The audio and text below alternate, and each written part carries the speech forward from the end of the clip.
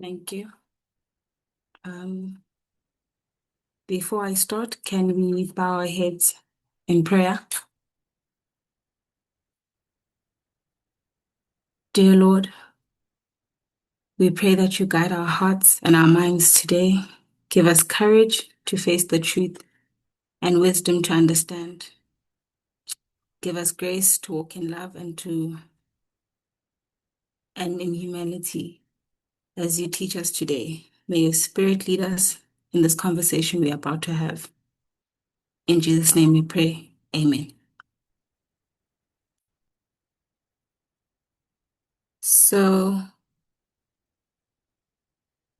I will be discussing a topic from one of, before I start, will I need a translator or is it fine?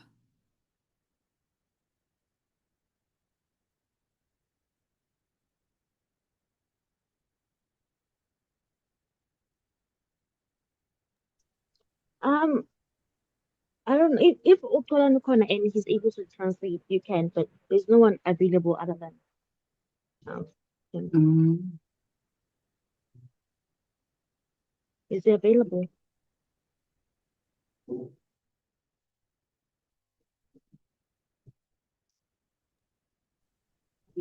yes, he is. Okay. Okay.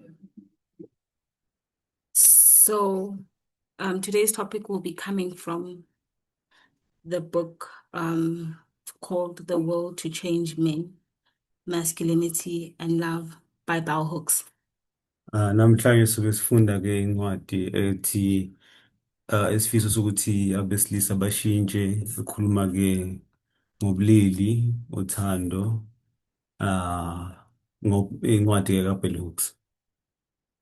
And I will be mainly concentrating on the second chapter, Ngizobe ngibuke-ke i-chapter yesibili which is called Understanding Patriarchy.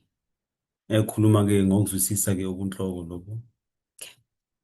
So I will not be reading the chapter, Ngeke ngisifunde isahluko lesi, but I can definitely share the book in the group kodwa-ke ngingayiletha-ke incwadi-ke egrupini so that we can all have a fair chance of going through it. ukuthi sikwazi ukuthi siyoyibona sifunde kabanzi ngayo. So as I said prior to this, that my focus will be on the second chapter, Njengoba ngishilo ukuthi ngizofunda isahluko sesibili which is Understanding Patriarchy. ukuthi sizwisise kabanzi ngobunhloko. So this chapter explains patriarchy as a powerful social, cultural, and psychological system. Lento-ke ichaza-ke ubunhloko njengento ehambisana-ke namasiko-ke nobulili kanye-ke nengqondo nakho konke okukhona namandla akhona kanye-ke nokuxhumana ngazo zonke iy'nkundla. That shapes how men and women are taught to see themselves, God, authority, emotions, and power. Lokho kwenza ukuthi abantu babone indlela ngendlela ehlukile kwabesilisa nabesifazane-ke, indlela ababona ngayo uNkulunkulu, indlela ababona ngayo amandla, indlela ababheka ngayo imizwa, kanye nendlela ababheka ngayo amandla jikelele. Patriarchy is not just about men having authority over women. Masibuka ubunhloko akuphelelanga ekubeni ukuthi abesilisa babe sezingeni eliphezulu kwabesifazane. It is a system that is learned from childhood that harms both women and men. Kuyinto efundwa from kusukela ebuncanini elimaza abesilisa kanye nabesifazane. Patriarchy teaches that men are meant to dominate, lead, control, and suppress their emotions. Ubunhloko lobu bufundisa ukuthi abesilisa kumele babe ngaphambili, bahole, balawule, bese bacindezela imizwa yabesifazane. Women are meant to submit, serve, nurture, and remain subordinate. Besifundisa ukuthi abesifazane-ke kumele-ke behle bazithobe kube yibo abanakelayo abasebenzayo banakele iy'ngane babe ngenhla futhi babe ngaphansi. And it also teaches that authority is enforced through fear, shame, silence, and sometimes violence. Ibonisa-ke ukuthi ukuphatha lokhu-ke kulethwa-ke ngesidluzula-ke ngokudlova, ngokwesaba kanye-ke nodlame kwesinye isikhathi. The author Bell Hooks shows that patriarchy is often learned through religion, family values, schools, and culture. Masibuka ke na obhala incwadi lana siyabona ukuthi make ufunda ngokunhloko lo ufunda ngayo kwezenkolo, ufunda ngayo kwempilweni yemindeni, afunde ngayo futhi ezikolweni, aphinde ke afunde ke ngamasiko ahlukahlukene. Where God is portrayed as a man and a male authority, Lapho ke uNkulunkulu avezwa njengowesilisa ongaphezulu onamandla futhi and is presented in a divine ordinance. oboniswa ke nobuNkulunkulu ngokunjalo futhi. And so, because of this, many people accept patriarchy as a natural or God's will. Ngalokhu ke sibona abantu bamkela ke obunhloko njengemvelo noma njengentando kaNkulunkulu, Without questioning it. bangabuzi nokubuza. Through personal stories, this chapter illustrates how children are forced into rigid gender roles, even when their roles go against their nature. Lokhu ke siyabona ukuthi amabala avezwayo lana abonisa ukuthi izingane ziphoqeleka kanjani ukuthi zibe ebulilini obuthize noma ngabe ke lobulili abahambisani nabo phecelezi ngokuzalwa. So boys are taught to deny vulnerability and emotions, Masibuka ke abafana ke abavumelekanga ukuthi bahlambuluke baveze ubuthaka babo kanye nemizwa yabo. whilst girls are taught to deny strength, anger, and leadership. Amantombazane ke wona ancisha ithuba lokuthi ke abonisa amandla noma abonisa intukuthelo kanye nobuholi futhi. And this causes a deep emotional wound, confusion, and trauma. Lokhu ke kuyalimaza, kuletha ukuhlukumezeka emoyeni nasemphefumulweni, kuletha ukudideka kanye ke nokuphazamiseka komqondo. So importantly, this chapter explains that women also participate in maintaining patriarchy. Masibukisisa ke lesihloko siyabona ukuthi ke siyabona abesifazane bangenelele ekutheni baphakamise ubunhloko nendlela ke obuhamba ngayo. Often by teaching children obedience to male authority or idolizing male dominance. Ngokuthi ifundise abantwana ke ukuthi ke mabaphakamise ke ubunhloko okanye bahlonipha abesilisa kanye ke babaphakamise ke nobunhloko babo. Patriarchy is therefore a system that's supported by both men and women. Siyabona ubunhloko ke ukuthi ke busekelwa abesilisa nabesifazane. Even though men often receive more visible power within it. Noma sibona ukuthi abesilisa ke kuyabonakala baba namandla kukho lokho. The author challenges the idea that men are not the enemy. Umbhalo uyabonisa ukuthi abesilisa ke akusizi izitha, Instead, patriarchy itself is the problem. kodwa ke ubunhloko yibo buyinkinga. Many men are emotionally damaged by a system that it equates manhood with control, dominance, and violence. Siyabona ke ukuthi ke le ndlela yokwenza kwezinto kuyekubonisa ukuthi abesilisa baba ngaphezulu ibalethela ke udlame kanye nokuphatha. Patriarchy limits man's ability to emotionally whole, loving, and nurturing. Iyabanqabela ke ukuthi bakhule esimilweni sabo nokuthi bakwazi ukunakekela izingane, bakwazi ukuba nozwelo nothando. By emphasizing that true healing, justice, and wholeness requires naming patriarchy and actively dismantling it. Ekumele sikuqonde ke ukuthi kumele ke siyibize ngegama ipatriarchy, siyibonise ubuyona bona bese ke sizama ukuthi siyiqale. Both in the society and also in ourselves. masibuka ke emphakathini kanye nakuthina ngamunye ngamunye. Ending patriarchy is not about destroying men or families, Kumele sikwazi ukuthi ke masiqeda ubunhloko asilimaza abesilisa noma siqedi ke imindeni. but about restoring humanity, dignity, emotional freedom, and healthy relationships. Kodwa ke sibuyisa kubudlelwano obukahle emphakathini ebantwini kanye nenkululeko kanye ke no nokulunga ke ebantwini. So there are 10 key points that I want to focus on. Sizobheka ama-10 key points engifundisa sigcike kuwo. So the first point will be, what is patriarchy? Eyokuqala ke ukuthi sizochaza ukuthi kahle kahle buyini ubunhloko. So patriarchy is a political, social system that teaches males that they are superior and entitled to dominate others. Obunhloko lobu ke into esihambisana ke nosopolitiki ke efundisa abesilisa ukuthi bangaphezulu futhi ke banegunya lokuthi babe ngaphezulu kwabanye.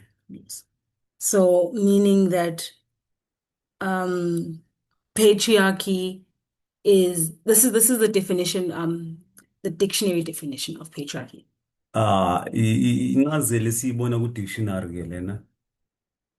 And then patriarchy is a social and cultural system Patriarchy ke masibuka lana siyabona ukuthi ke ihambisana ke nendlela zokuxhumana kanye namasiko. it teaches male dominance and female submission. Ifundisa ke ukuphakama kwabesilisa kanye nokuthobeka kwabesifazane. And it is learned and not God created. Iyafundiswa ke ayidalwanga uNkulunkulu. Meaning that we as a societies are responsible for installing this mindset within each other. Lokho kubonisa ukuthi thina ke njengomphakathi yithi ke sithatha igalelo lokuthi senze lokho kwenzeke kube impumelelo ke ubunhloko lo. And it was not God's plan. Bekungayona inhloso kaNkulunkulu kwasekuqaleni. Patriarchal gender roles are assigned to us as children and reinforced by families, churches, school, and culture.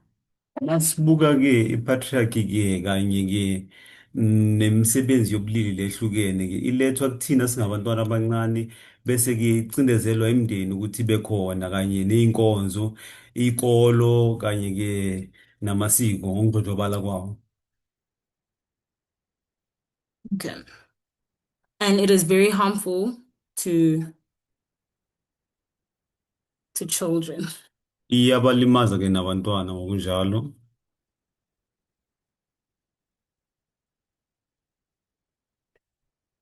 Okay. Boys, children are forced to follow gender scripts, even when these scripts deny their true selves.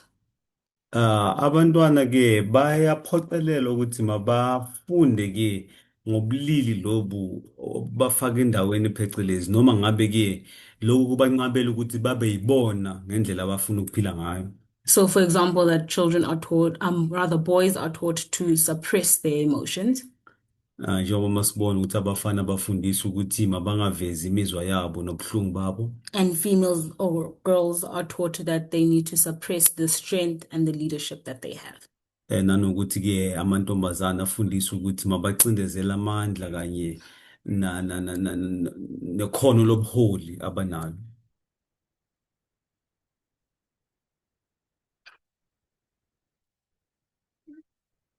And then violence and fear as a tool of patriarchy. This is number 4.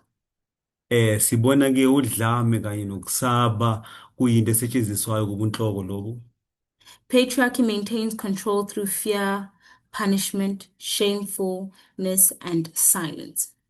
Ipatriarchy nobunhloko lobu sibona ukuthi ikwazi ukubambelela ngokuthi ilawule, iletha ukusaba, iletha ukuthi kube nokujezisa kanye ke nokuthulisa abantu. Violence can be physical, emotional, or psychological. Udlame loku lungahluka kwesinye isikhathi kungaba ukuthi umuntu ashawe emzimbeni kodwa kwesinye isikhathi kube ukuthi ahlukumezeke emoyeni noma-ke ahlukumezeke ngokomqondo umuntu kuyahlukana. Number 5 is women also perpetuate patriarchy. Lapho siphinde siyabona ukuthi nabesifazane nabo bayagcizelelwa noma banenzelela ukuthi kube khona ubunhloko. Women can be as committed to patriarchal thinking as a man. Nabo-ke bangazimisela ukuthi baqhubekise ubunhloko njengabesilisa njengoba benza nabo. Women can also teach and uphold patriarchy. Abesifazane-ke bangafundisa ukuthi babumise futhi ubunhloko lobu. It is a system supported by a society as a whole. Yindlela-ke yena esekelwa umphakathi wonke. Number 6, patriarchy hurts men too. Sikufundayo okunye ukuthi i-patriarchy lena noma ubunhloko sithola amadoda alimazeka nawo. Patriarchy demands that men become emotionally crippled. I-patriarchy yabaphoqelela abesilisa ukuthi imizwa yabo ilimazeke. Men are denied tenderness, vulnerability, and emotional wholeness. Abesilisa siyabona ukuthi-ke banqishwa ithuba lokuthi babe mnene bathobeke-ke bakwazi ukuthi baveze ubuthaka babo kanye nokubonisa imizwa yabo. And this leads to anger, addiction, violence, and isolation. Lokhu kuye kuholela ekutheni umuntu abe nentukuthelo-ke noma-ke i-addiction kanye nodlame-ke nokuthi aphile yedwa. Number 7, silence protects patriarchy. Sibona ukuthula-ke ukuthi buyagqugquzela ubunhloko. A system that cannot be named cannot be challenged. Siyabona ukuthi i-system lekukhulunywa ngayo ukuthi if ingachazwa ingavezwa ngendlela eyiyo ayikwazi-ke ukuthi kuliwe nayo. Silence allows the harm to continue. Ukuthula kuvumela ukuthi ukuhlukumezeka lokuqhubeke phambili. 8, men are not the enemy, patriarchy is. Kumele sazi ukuthi-ke abesilisa abasizitha kodwa ubunhloko buyisitha. The crisis is not masculinity, it is patriarchic masculinity.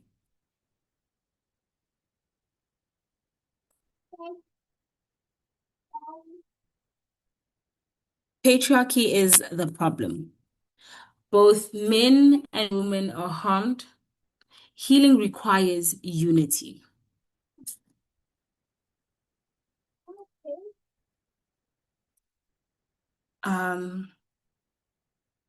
A call to change. That's number 9. To end the pain, we must name patriarchy and imagine a healthier alternative. Choosing love over fear, modeling Christ like a servant leadership.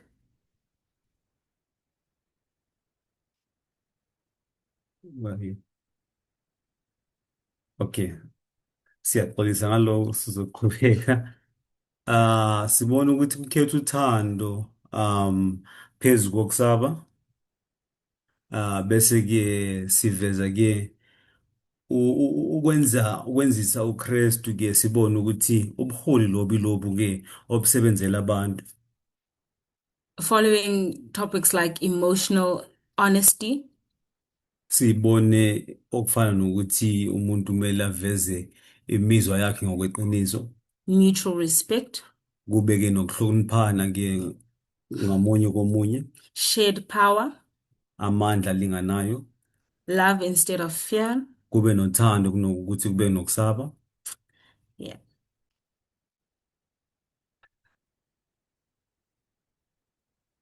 And then, I don't know what happened. There's a slide missing. I would like to apologize. There are technical difficulties. There is a slide that is missing. So please don't get confused when I continue reading number 10, even though it does not show on the screen. Ngizoxolisa-ke ngokuzokwenzeka ngoba khona islide esingabonakali kodwa ngizoqhubeka ngifunde noma ningakwazi ukubona lana. Number 10 is psychological patriarchy.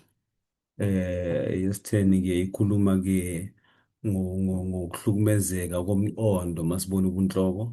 Patriarchy lives not only in institutions, Masibuka ubunhloko lo baphili ke egabeni ke eyinkulu but in our minds and our relationship. kodwa bukhona nasemqondweni yethu kanye ke nasebudlelwaneni bethu.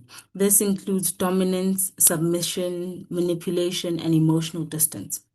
Ifaka ke izinto ezifana nokuphatha ke nokuthi abanye kumele behle baye ngaphansi, ilethe ke izinto ezifana manipulation kanye bese iletha ukuba kude ke kwemizwa.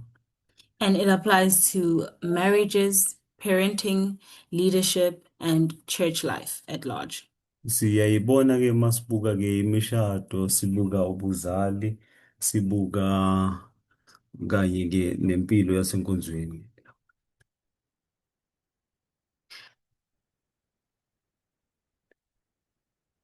Okay, so I will pose 4 questions, Kunemibuzo emine engizoyiveza, and I would like us to discuss it.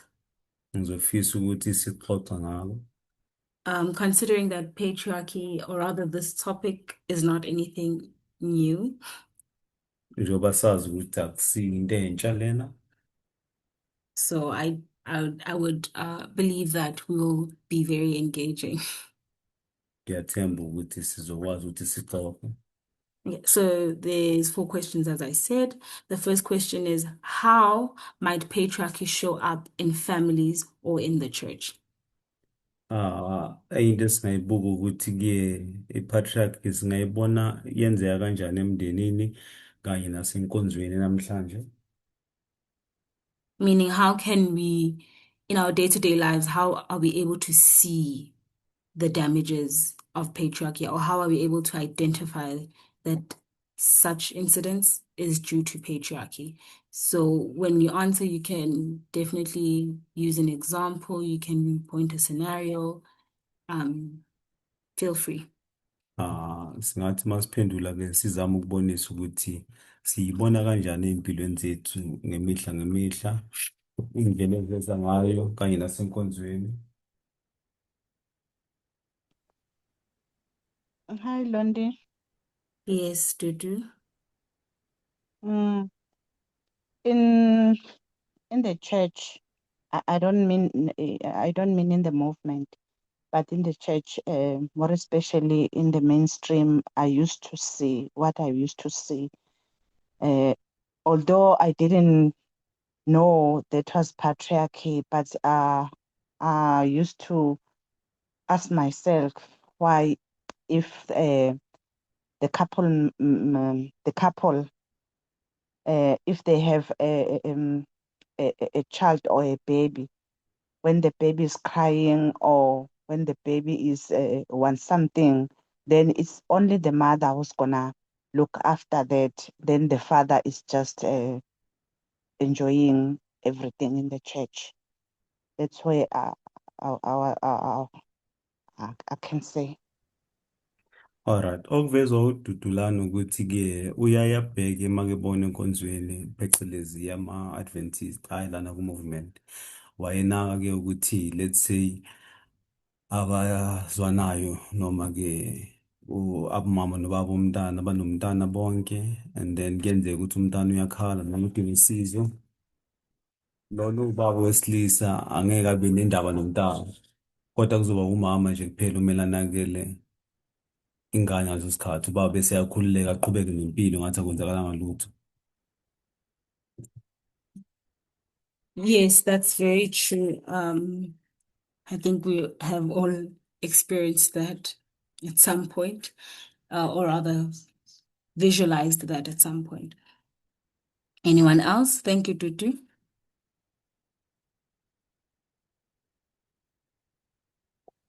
In the Hello? family, it's in the form of headship. When husband and wife discuss matters, but the final decision is always with the husband. Emindenini siyabona ukuthi ke noma kuxoxwa ke izinto kumele kwezenzeke, kodwa siyabona ukuthi isinqumo sokugcina siba kowesilisa. That is very true. In most households, that's how they operate. Thank you, Elder D. Mm. Nicholas, I saw your mic was opened. Okay, hello, it's Chengsiwe. I just wanted Sorry. to add on what Dudu said. Of Yes. course, I think patriarchy is sorry. I just wanted to add on what Dudu said. Bengifisa ukuchaza noma ngengezele kuloko bekushiwo uDudu That patriarchy has damaged both the women and the men. ukuthi ubunhloko lobu bulimaze bobabili abesilisa nabesifazane. I just want to give you an example Ngifisa ukunikeza nesibonelo on what happened while we were at the camp meeting. okwenzakele ngenkathi siku-camp meeting. I won't give names, but there was this family Ngeke-ke ngiphane ngamagama kodwa bekunalo mndeni othize where the father was taking care of the girl child more than the mother. lapho-ke sibona ubaba enakekela-ke ingane yentombazane ukudlula-ke umama. I want to give an example with me that patriarchy has really damaged us. Ngifisa ukubonisa-ke umzekelo lokuthi ubunhloko busilimazile kakhulu. That man was bathing this child while the mother was there. Lo wesilisa-ke bekageza umntana umama eloke khona. And the child is almost 5 years to 6 years old, around there. Masibuka-ke eminyaka lo mntana-ke unabo 5 kuya ku-6 kanje. To me, at first, it wasn't settling with me well. Mayiqala ukubonakala azange ihlale kahle kumina At first, ekuqaleni. uh, then I later on realized that no, both parties need to take care of this child. Ngase ngigcine ngibona ukuthi bobabili laba kumele banakekele le ngane. And what was running much in my mind Obekugijima emqondweni wami is that these days we see fathers abusing their own children. ukuthi sibona-ke abobaba bahlukumeza ezabo iy'ngane abazizalayo. So I still, that fear came to me, not that I was looking at this father and saying he's gonna do that. Ngingaba nokusaba lokho ukuthi okube kungenzeka, hayi ukuthi bengimbuka lo baba wengane ukuthi ngimtshele ukuthi uzokwenza lokho. But on the other side, it's a good thing. Kodwa masibuka ngolunye iso-ke siyabona ukuthi yinto enhle. It's something that we have to accept and encourage the fathers to take care of the children, whether it's a girl child. Kuyinto enhle kumele-ke siyigqugquzele ebantwini ukuthi kumele banakekele iy'ngane zabo noma ngabe ingane yentombazane. Thank you. Ngiyabonga. Thank you so much. And this goes back to what I was saying about psychological trauma Ubuyela kuloko bengikhuluma ngako-ke ukuhlukumezeka komqondo due to patriarchy. okudalwa-ke i-patriarchy. Because even normal and natural things Ngoba nezinto zemvelo esizijwayele tend to seem like they are unnatural zibonakala ngathi akuzona izinto zemvelo because we are now taught that patriarchy is the right way. ngoba sesifundisiwe-ke ukuthi ubunhloko iyona yona ndlela. Thank you so much. Anyone else? Ukhona omunye phambi kokuba siqhubeke? Yeah, Hi, I've Lon. got another point. Hello. Yes, please go ahead. Okay. Yeah, also single mothers Themba? may idealize patriarchal manhood. Siyabona ukuthi-ke, can you just repeat that point, Themba? Okay. I'm saying single mothers may idealize patriarchal manhood. Siyabona ukuthi abomama-ke abakhulisa abantwana bodwa-ke bayakwazi ukuthi baphakamise-ke ubunhloko lobu. Turning teenage sons into mini patriarchs who abuse them. Benze-ke abafana laba abasakhula-ke bafika-ke kwiminyaka yama-teenager ukuthi bagcine babahlukumeza. Yeah, using violence to assert dominance despite lacking physical power. Thank you. Baletha-ke udlame ukuthi-ke bazame ukuqinisa-ke noma-ke amandla angabonakali-ke ngaleyo ndlela. Ngiyabonga after lokho.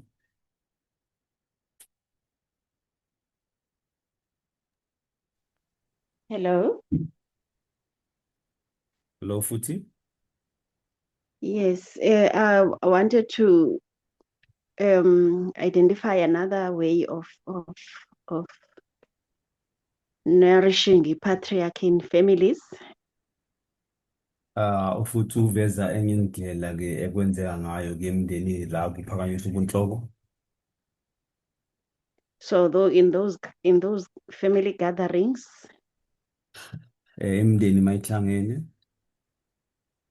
whether cultural or otherwise, mangabe sibuka-ke banamasiko abawenzayo noma indlela thize.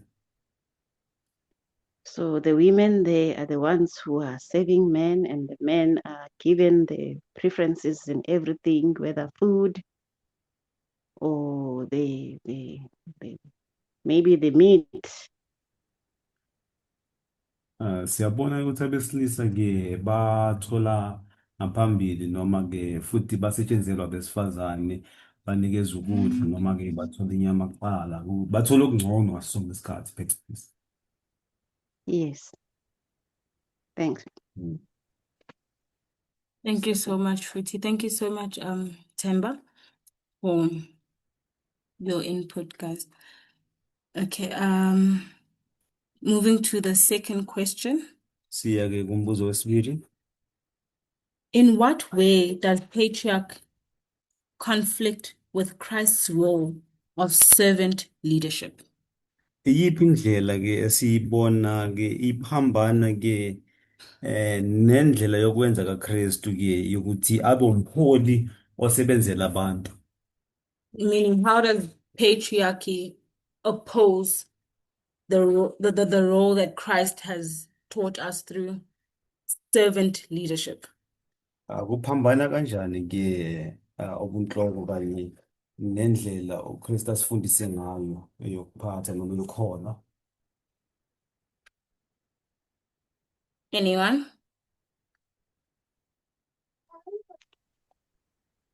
Hello again, Londi. Yes, Futhi. I may not be answering the question directly, but I just want to share my recent experience. Futhi uthi yena ufuna Oh, share experience yakhe recent. I've just been talking to one Adventist just an hour and a half ago. Khona-ke um-Adventist bengikhuluma naye ngesikhathi esidala kumanje nje. So we were just reviewing, it's a man. He attempted to kind of like embracing the message, but he was shaken off. Lona sibona-ke kuwumuntu So wesilisa uye wazama ukuthi amukele umlayezo kodwa-ke waphuma. I was just telling him that this is the culture that is blocking you actually from from embracing the message of equality. Bengimbonisa nje ukuthi amasiko lawa amnqabelayo ukuthi amkele umlayezo wokulingana. He is very active in these ceremonies of taking the boys for initiation. Uhamba phambili ke kulezi zokuthathathi abafana ke abayise ukuyoluka. And then I was referring to him that is where the best of patriarchy is blended and instilled in these boys' heads or minds. Elabe ngombonisa khona ke ukuthi ubunhloko lobu kuye bugcwele ke engqondweni zabafana ke labo. So he was denying. It says, no, we're not teaching gender-based violence there, because that's what I was telling him, that you are really teaching gender-based violence, Nina, the abuse of women. Bengimbonisa ke ukuthi ufundise ke ukuhlukumeza kwabantu besifazane yena athi cha akafundisi ukushaya noma ukuhlukumezeka kwabantu besifazane. So I was telling him that I know that when you guys come from there, you're teaching these boys that after those what do we call this thing? These witch doctors of them, they tell them that after some time they need to take out the medicine by sleeping with not less than 5 girls so that the medicine can be taken out. Babatshela ukuthi kumele ke babekhula bakwazi ukuthi bahlangane nabesifazane abaningi okungenani kube inani elingekho phansi kwa-5 ukuze babonise ubudoda babo. Actually, they are given they do some ritual there, and then they have to have sex. They have to have sex with not less than 5 girls. That's the minimum when they come from the initiation. Bayafundiswa ke ukuthi kuyaphoqeleka ukuthi mababe nocansi nabesifazane okuzoveza ukuthi ke sebangenile ngampela esigabeni sobudoda. So I was asking them, is that not gender-based violence? He said, he's opening his eyes. He said, no, yeah, partly it is. That's an Adventist. Bengibabuza ukuthi iyona ndlela yokwenza izinto kuzwisa ubuhlungu nje ngoba kuyabonakala ukuthi baku-Adventist. So I also I'm sorry to take some time. I also reminded him that Christ, the character of Christ is, you do what you would like others to do unto you. Ngingamkhumbuza ke ngendlela uKristu enza ngayo ukuthi kumele wenze kwabanye njengoba ufuna kwenziwe kuwe. Yeah, so that's my contribution. That's why I'm trying to contribute to the question. Bengizama nje ke ukuthi ngichaze engikubonayo ke ohambisana ke nombuzo khona. Thank you so much, Futhi. I never knew about that. So thank you for educating us on the things that are happening around us. Bengazi ngalokho ngiyabonga ukuthi usifundise ngalezi zinto lezo. But patriarchy shows how blinded we are to the reality of life. Kodwa ke ipatriarchy ibonakalisa ke ukuthi indlela yokwenza izinto. Because as a father, Ngoba mawubuka ke njengobaba, and you have both daughters and sons, ubonakalisa ukuthi ke nabantwana bamantombazane nabafana. how do you feel teaching your son such things? Uzizwa kanjani ufundisa amadodana akho into ezikanje? Knowing the next door neighbor's son will do the same to your daughter. Wazi ke ukuthi ke ozolandela ke omakhelwane uzokwenza kanjalo ey'nganeni zakho zamantombazane. So it just shows how crippled we are mentally due to patriarchy. Siyabona ukuthi ke ubunhloko lobu busilimaza kanjani ngokomqondo singabantu. Thank you again, Futhi. Anyone else? Ngiyabonga futhi ngabe ukhona omunye.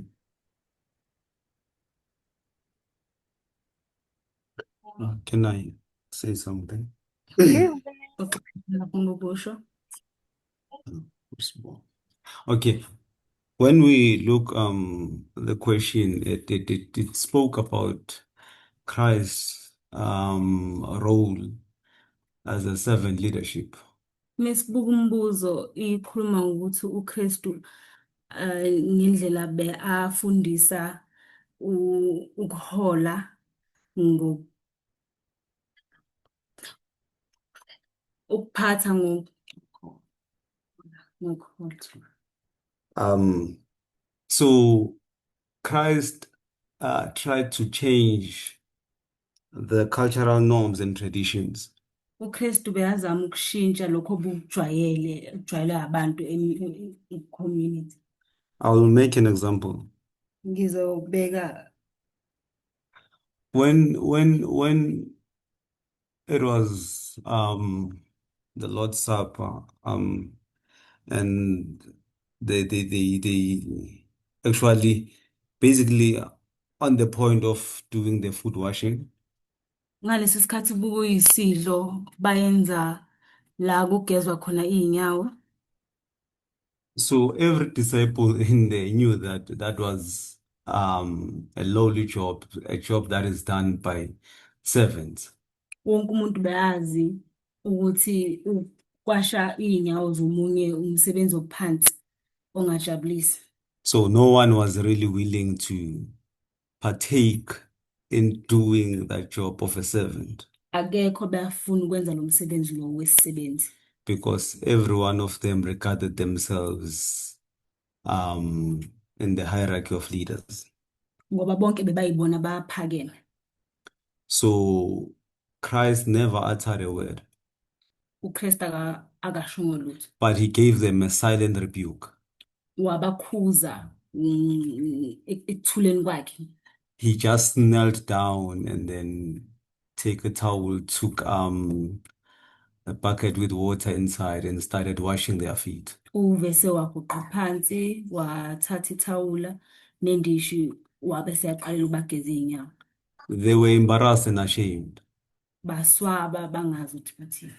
And as we further read about Christ, he shows that for one to be the first, he has to be the last.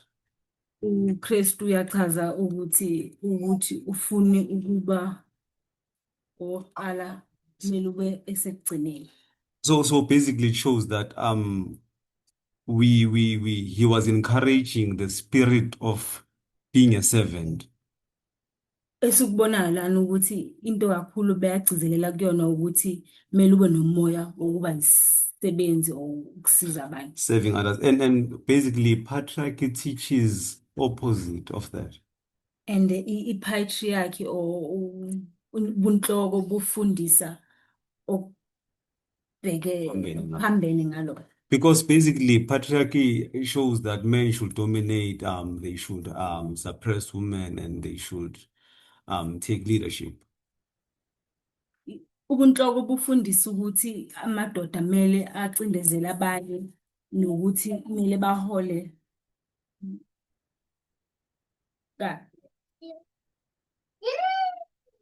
And from the young age, girls are not taught to take their leadership roles, as we have seen in the study, and to show the strength and all this ability. Ebuncanini abantu besifazane or amantombazana bafundiswa ukuthi bacindezele ubukhono babo bobuholi. Yeah. Yeah. So in short, basically that's what I would say in short. Thank you so much. Bye. Sbu. Hello. Yes. I don't know whether maybe somebody has already mentioned this. Well, this is Bo's daughter Mayo speaking. I wanted to Okay. comment in this topic that we had about patriarchism and everything, according to how girls are taught like when they grow up, in differ from the boys. I'll be short. Indlela-ke kufundiswa ngayo masiqhathanisa abantwana babafana ukuya kumantombazane ngizozama ukuthi ngibe mfishane. In culture or tradition, there are ways or where a girl should address issues. Firstly, the way of speaking. A girl shouldn't raise her voice or show whether actually express her feelings when it comes to addressing a matter with a man or something. While when it's a man who is supposed to address an issue and unload his emotions, he's allowed to speak however. Masibuka-ke ngokwesiko-ke ingane yentombazane ayivumelekanga ukuthi ihlambalaze noma ikhulume noma kanjani mayizoveza imizwa yayo noma ungaphatheki kahle kwayo, kodwa-ke masibuka ingane yomfana yona ivumelekile ukuthi ikhulume noma kanjani indlela ethanda ngayo. Then it comes to this tradition of where virgins are taken there to celebrate virginity, while boys on the other side, in most cases now, you don't find boys attending any places where it is said they should not go around sleeping with girls. Virginity is a special thing to do. It is allowed for them to do, however, and in the end, they say you can go and take a virgin. Masibuka-ke abantwana bamantombazane ngibagqugquzela ukuthi-ke mabaye emhlangeni bayohlolwa-ke bazigcine bayintombi, kodwa-ke abantwana babafana bona abagqugquzelwa ukuthi mabazigcine-ke bayinsizwa-ke. Kodwa sibona ekugcineni-ke baba nento yokuthi mabafune intombazane eyintombi nto, kodwa bona bebahamba badlala nje behlangana nanoma yimaphi amantombazane badlala ngawo. This to me it comes as gender inequality, because you as a young girl, you have to be in a certain way or be taught in this special way where when you get married you should be clean, and yet you are giving yourself to somebody who was going all around. And to some parents, that is the way to treat or teach their sons. They have to find a clean girl, but at the same time, babizwa ngamasoko ukuthi umfana uyaqona.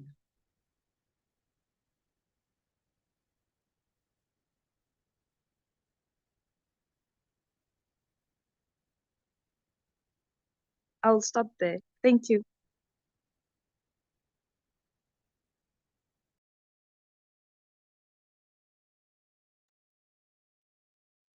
Xolani and Londi, we can't hear you.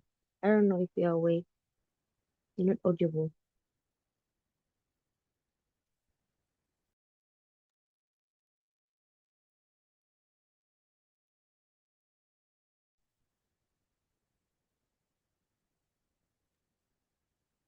Okay. Londi was kicked out. Can you just give her a minute? Thank you. Hi, apologies for that. I think it kicked me out. Ngiyaxolisa, ngiyacabanga ukuthi ngingayibheka uma. Swo, were you done? Sibo, angazi noma uqedile. Yes, I'm done. Thank you. Bese yaqedile, siyabonga. Thank you so much. Anyone else? Ngabe ukhona omunye? Hello. Yes. Yes, Lucky. Yeah, when you look at patriarchy, the more you realize that patriarchy is a terrible thing. Mawusiloke sibuka-ke i-patriarchy la sibona khona ukuthi ubunhloko lobu kuyinto embi ngempela. And it's striking at the core against the teachings of Christ. Yeah, iphambana ngqo ke imfundiso zaKristu. Yeah, as it has already been mentioned, because it will teach you from the young age that these two genders, actually, these are different people. They must be treated differently, and we are separate people, or we are different people that should be treated differently. Njengoba sesibonile ke ukuthi isifundisa ukuthi ubulili lobo obuhlukile abafani labantu kumele benze ngendlela ehlukile, kumele baphathwe futhi ngendlela engafani. Yeah, so as we always use the example of racism with white people and black people, you will know that this apartheid system was teaching the white people that there's something different about black people. So we see the same here with males and females. Masingabuka ke siyabona ukuthi ifana njengalendlela kwenziwa apartheid ngayo. Abantu ababelungu bebafundisa ukuthi abantu abamnyama bafani nabelungu. So sibona lowo mqondo uvela futhi bafundiswa ngendlela efanayo futhi ngokunjalo. Yeah, so there's there's no love, there's no real love. You always look at each other with suspicion. This is exactly the same dynamics with white people, the way they were looking at black people. You always looking at this group suspiciously, you know. Siyabona ukuthi uthanda lokho ke sifana nalabantu ke babelungu ukuthi siba nendlela ukuthi singathembani, sibuke ngathi kunenkinga ekhona njalo. Yeah, so we kind of hate each other, consciously or unconsciously, but we hate each other. Ngibona kunenzondo sizondana, ngabe sinalo la siyakubona noma sikuboni, but kunokungathandani kahle hle. So there are things that boys will talk, or when the boys are together, there's a way of conversing with one another. There's a way that they talk, you know, when they talk about women, when women are not there. There's a way that boys will talk, you know. Kuba nendlela ke abafana ke mabebodwa abakhuluma ngayo noma abaxhumana ngayo. Yeah, so you know, they will say bad things about women, and they will say silly things, you know, they will make jokes about women, you know, a lot of things, you know, when boys are together, when they're talking about women. Siyabathola ke labesilisa ke bakhuluma kabi ke ngabesifazane, basho izinto ezingazinhlanga ke kwenziwa ama-jokes ke angasile futhi mangabe siyayibona leyo nto. So yeah, so this is how we grew up. This is how boys grew up, you know. So this thing is deep rooted. It's coming from somewhere. Indlela esikhule ngayo ke lena siyabona ukuthi ke kuqinile indlela safundiswa ngayo ijulile lento lena kuthina.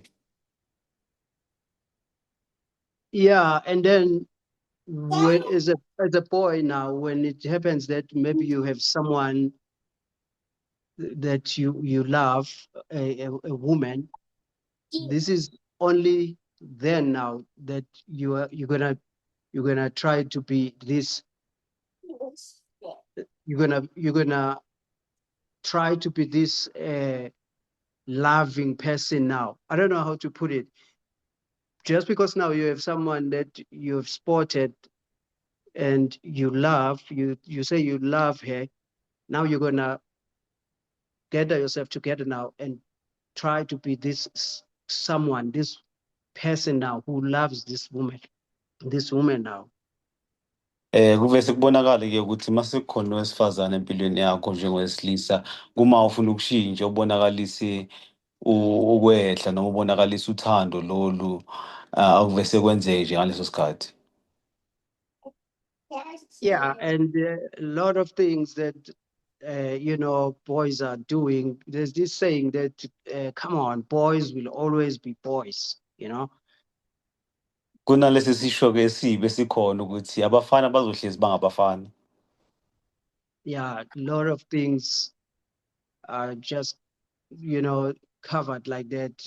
That boys are always boys. Everything they do, they are entitled to do just do anything they want, just because they are boys.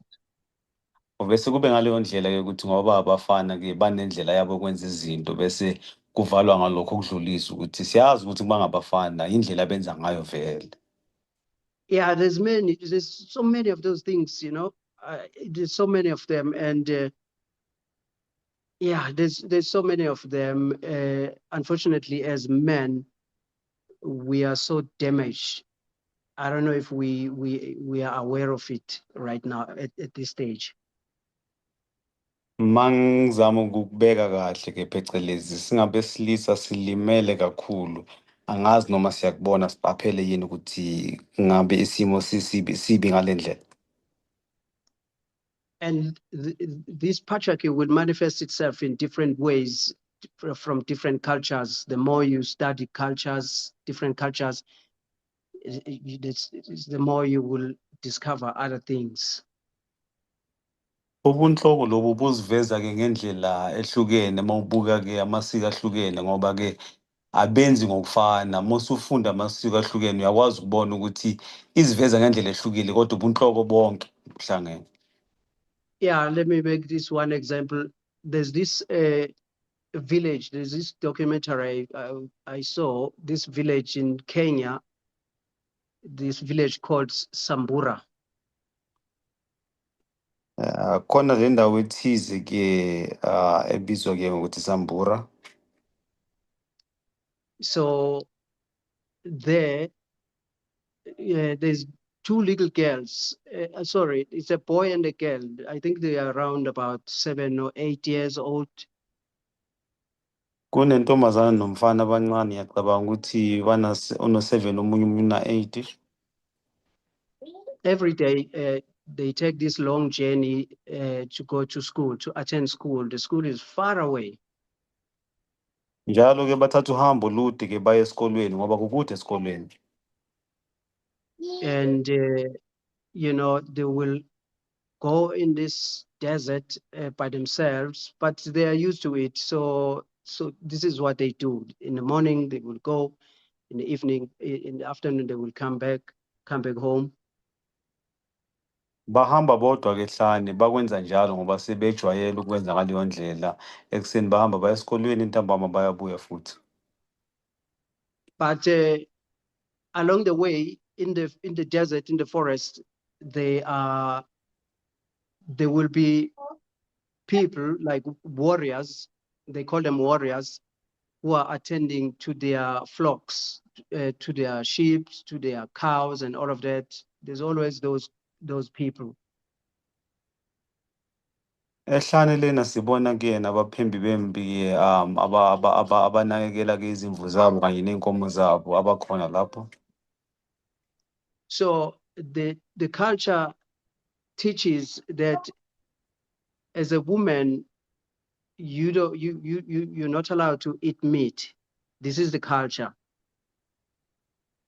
Usiko bese liyafundisa ukuthi umuntu wesifazane akavumelekanga ukuthi adle inyama, usiko lunjalo. So only warriors that eat meat, and so yeah, because it's them that are attending to these flocks, so they are entitled to do whatever they want with their flocks.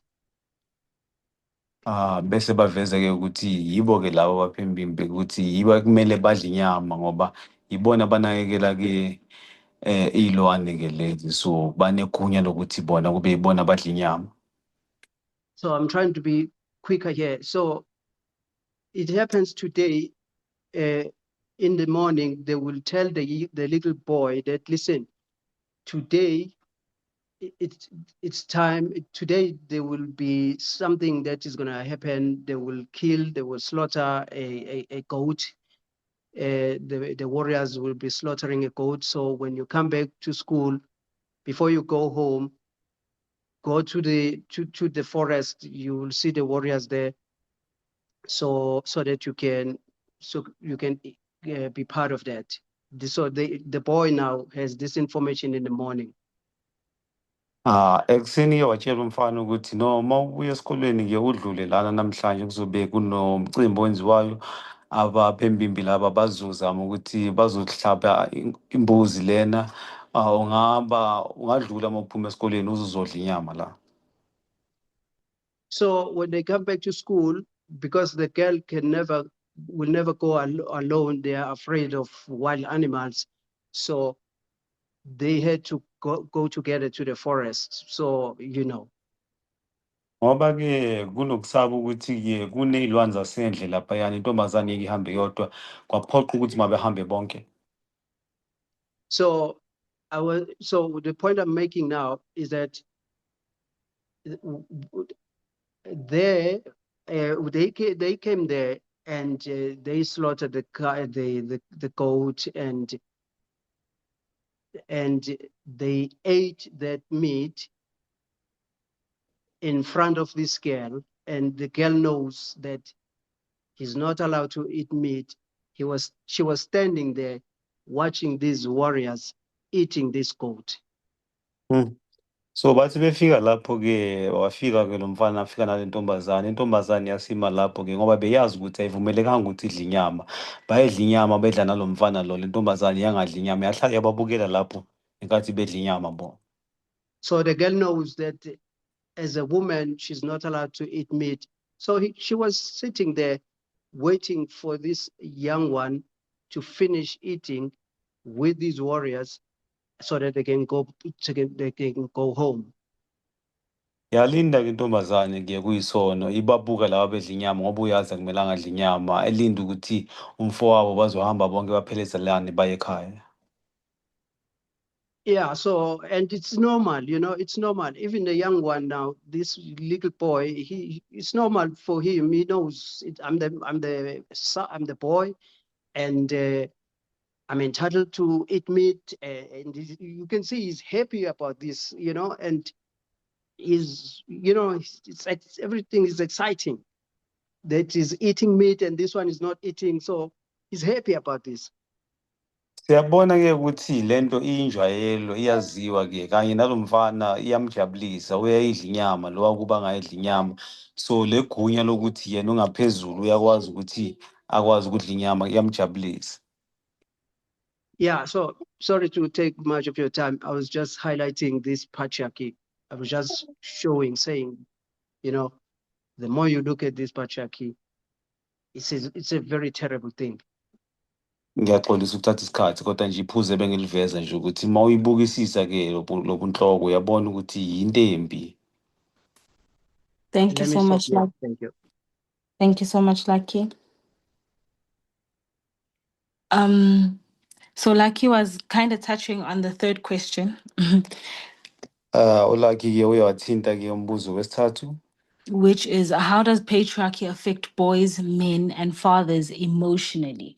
Ukuthi ke ubunhloko lobu bubalimaza kanjani ke abafana amadoda kanye nabobaba imizwa yabo. Yes, the question is open. Umbuzo uvulekile.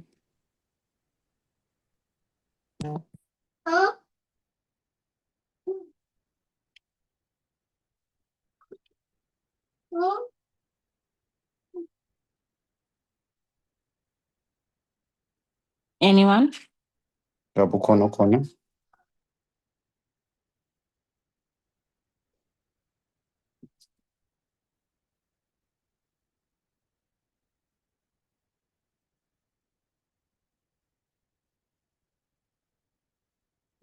Maybe I should repeat the question. Mhlambe ngiphinde umbuzo. So the question is, how exactly does patriarchy affect male figures emotionally? Ngabe-ke ubunhloko bulimaza kanjani-ke um abafana, amadoda kanye nabobaba, imizwa yabo ilimazeka kanjani? Yeah, mostly boys experience it's a primal moment of heartbreak when forced to silence their feelings of joy and vulnerability to prove their manhood. Abafana-ke balimazeka-ke kusukela ekuqaleni-ke ngokuthi abakwazi ukuthi baveze ubuthaka babo, abakwazi ukukhuluma ngemizwa yabo, bahlale-ke nanobuhlungu baze bakhule babe badala. Yes, and that is Yeah, very true. Okay, sorry. Sorry, continue. yeah. So yeah, and this leads it leads them to a lifelong emotional repression where they hide their love from fear of shame or attack by other males. Sibona kuvela sekubi lana balimazana-ke nabanye besilisa-ke sekubi.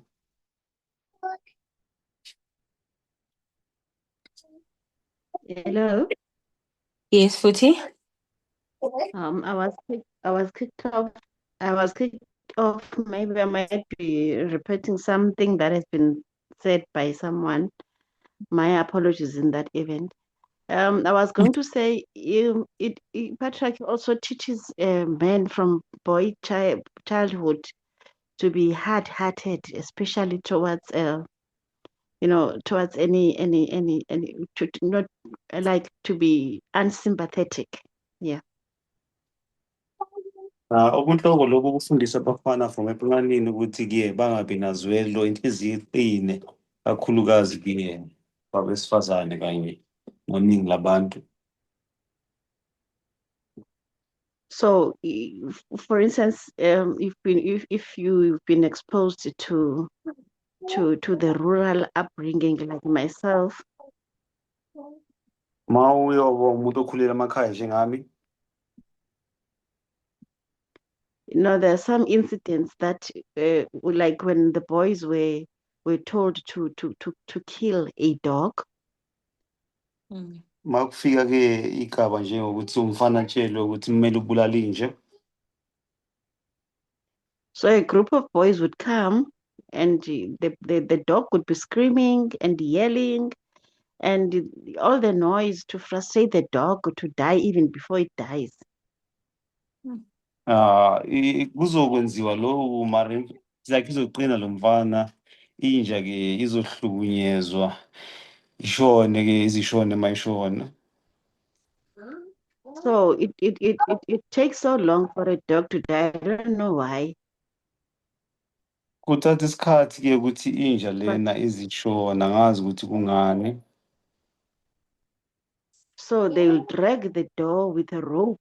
The boys in the vicinity, it would be like it's an exciting thing that today we are going to kill a certain dog because of something that the dog has done. I don't know, it's a judgment for the dog.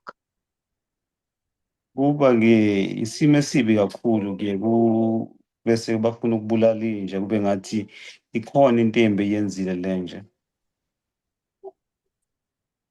Yeah, so to them it's quite an exciting event. They are trained to like delight on it. Yeah, kubona-ke kuba yinto engathi yinhle, bafundiswe ukuthi mabayithande le nto. So they'll beat the dog and then drag it, and then they go to a certain spot where they tie around a certain maybe tree. Bazoyithatha-ke le nja bayibophe-ke bayihlinye bezubuhlungu-ke bayise kude enhlane.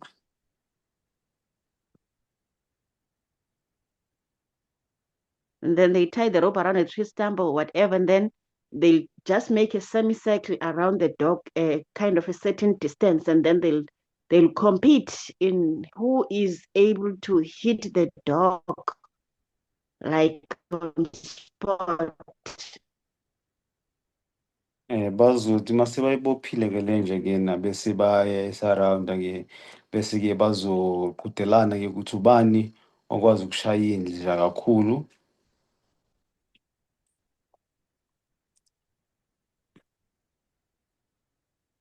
So by that time, the dog is screaming and they're trained not to, just to ignore that scream. Actually, Le it's nje izokhala when someone kabuhlungu. hits it, the one who hits it on the head is the one who gains some victory. Izokhala kabuhlungu le nje kodwa bangabi nendaba nokukhala kwayo. Lona Yes, Brian. ozoyishaya ikhanda ilona-ke ophakamiswayo obonikalisa ngathi wenza umsebenzi omuhle angconywe.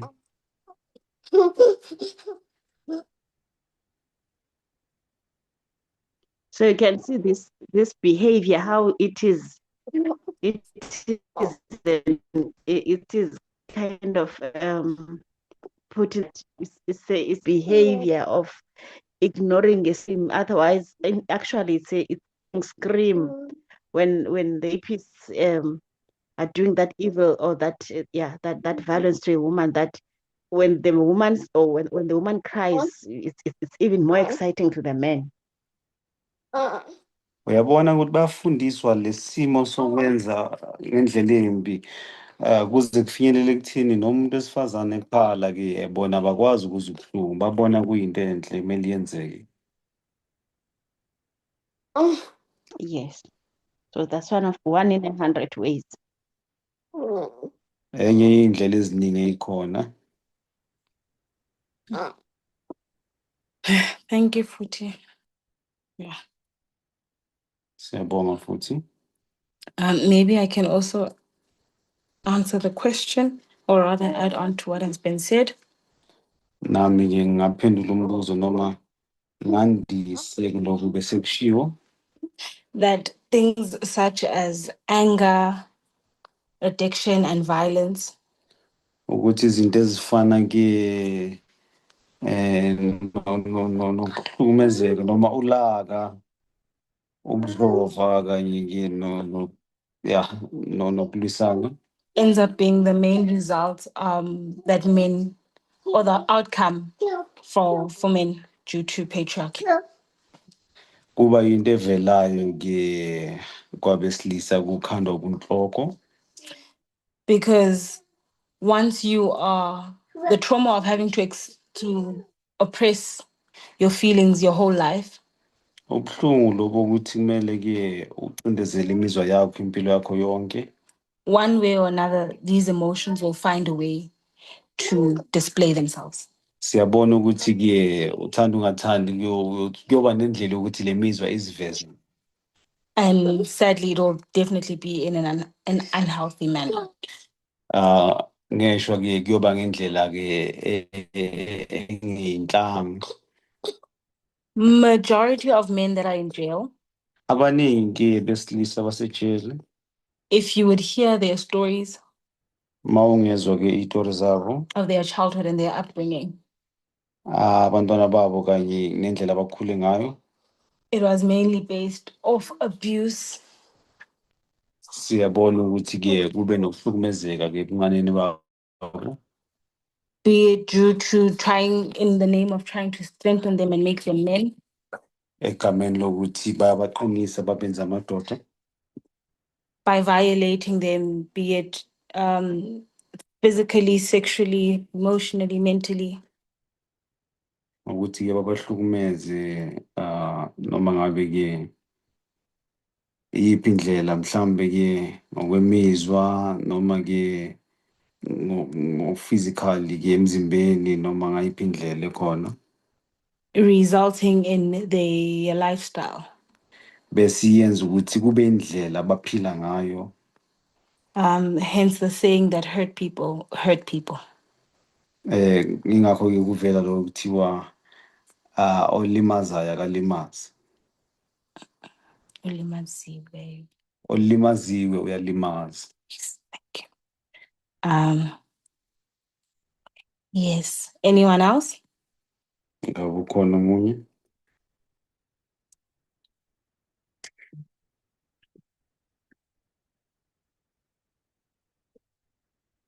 Okay, due to time, I think we can just hop on to our fourth and final question.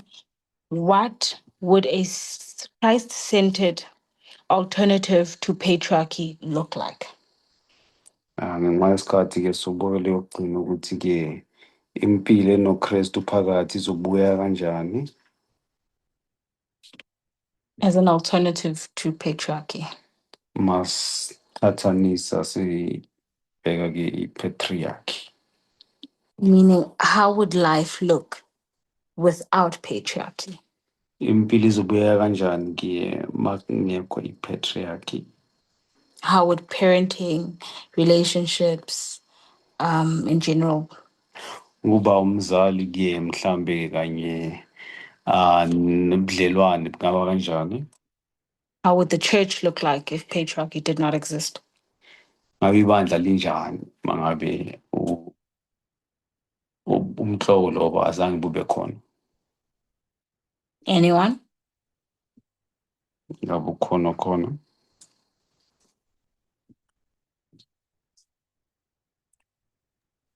Yeah, patriarchy would its absence. That's what you're asking, right? It would foster emotional wholeness, mutual love, flexible rules where males and females thrive without domination or violence.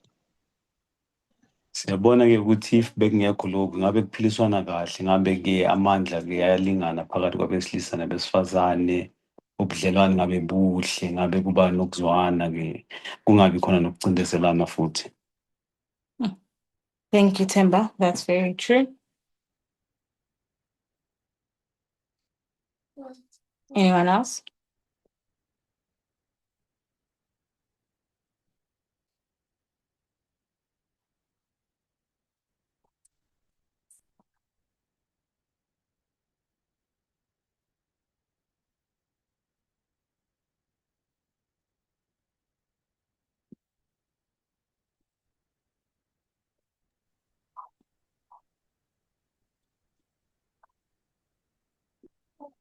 Yes, Futi. Yes, Londi, it might sound it might look like it's difficult to answer, though it's easy and difficult at the same time because the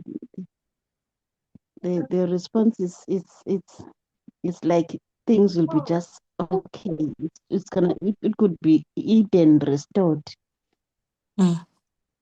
Kungazwakala kunzima Yeah, so ukuyiphendula, kunobunzima kanye nobulula kuyona. Uma ngayichaza ngendlela elula ngathi-ke impilo yasegedini idini ngabe siyibuyiselwe. yeah, as you were just asking this question, it always takes me back to the camp meeting, of course. Ngiyobuza-ke That lo mbuzo ungibuyisela yes, Tom. meeting kwenzekile.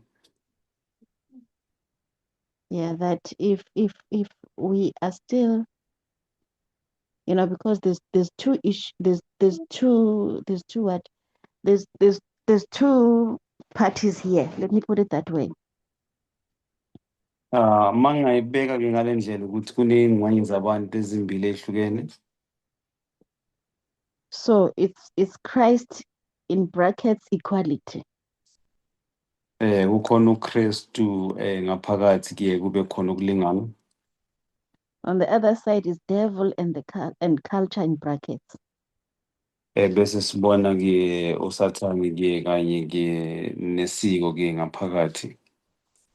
So after all that has been said, with all these scenarios and examples trying to show how bad and evil patriarchy stroke culture is.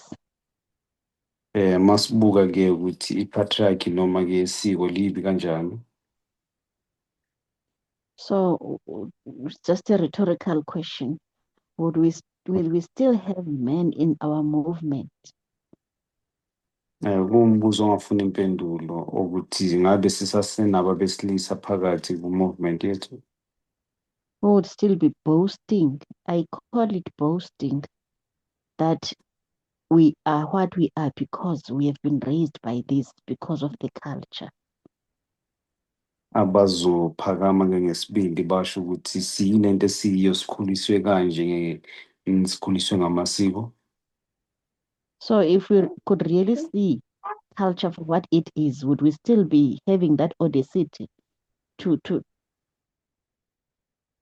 like we say it's then if you're really seeing it as sin, as something evil, as that would we still be clinging to it and we say, we've been attached to the devil, then we're not prepared to part ways with it.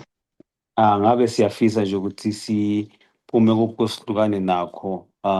Abesilisa basho ukuthi no, akusiyo indlela esibonisa ngayo le. Okay. Thank you so much, Fruity. Thank you very, very much. Thank you to everyone that had contributed. Due to time, our study will definitely be ending here. Siyabonga futhi nabo wonke umuntu oye waphawula. Ngenxa yesikhathi sizonqumula-ke isifundo sethu siphelele lana. Yes.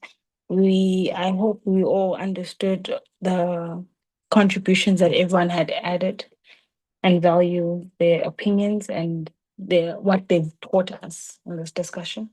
Ngiyathemba ukuthi sijabulele imibono yawonke umuntu-ke kanye nezimvo zabo nesikufundile.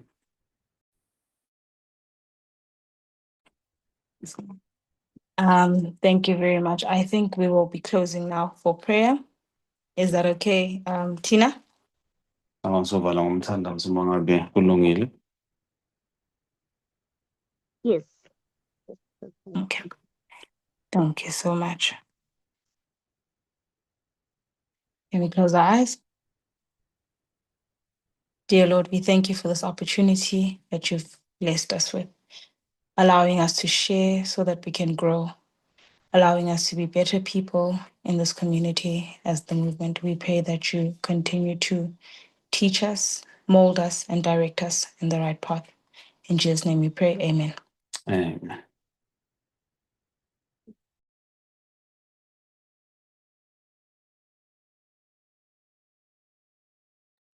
Amen.